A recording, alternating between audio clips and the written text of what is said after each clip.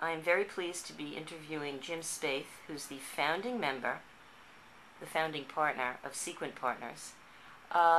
Jim, thank you for your time. Let's start with your background. How did you get to where you are today? Sure. It was entirely by accident. I needed a summer job back in 1822. Found one, believe it or not, through the New York State Department of Labor at Young and Rubicam. Had no idea. I thought they were a law firm. I had no idea what business they were in. I spent 2 summers working at Y&R. They let me play with their computer. That was a lot of fun. And then when I got out of college, I was adamant I wasn't working in advertising. I had learned it was just too crazy a business, but eventually I succumbed, took a job at Y&R, spent 9 years there. And then from there? And from there, I took the standard route. I went to the client.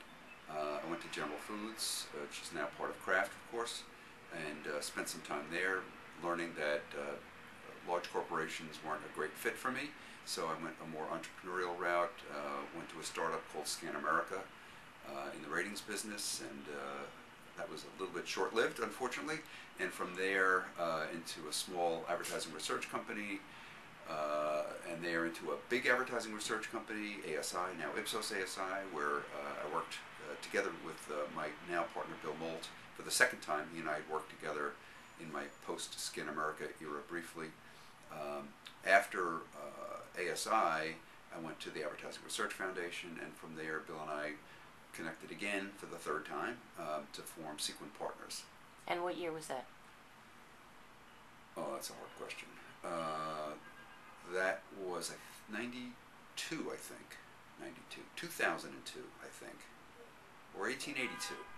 When you were at ScanAmerica, it was a pretty novel idea. Why do you think it didn't work? Why do you think it didn't last? I think it was probably ahead of its time. Project Apollo recently just sort of checked in to note that it might still be, the single source data might still be a little bit ahead of its time, although we got really, really close this time. You know, it's part of what seems to happen in our business. There's a constant friction between tradition and the way things have been done, and the way the mechanisms are all set in place, and the organizational momentum versus change. No matter how important, no matter how efficient and valuable the change may be, it's got an uphill battle every single time. And I think that's one of the great challenges of our business, is how do we embrace change. I think there's one more specific issue when it comes to television ratings, and this might be controversial, but we worship at the altar of efficiency, and anything that makes buying procedures result in a more efficient buy always gets the advantage because it's easy to document. I think it's easy to show the accountability of a low CPM, no matter what went into that CPM to kind of concoct a lower CPM. And sometimes it's a real witch's brew.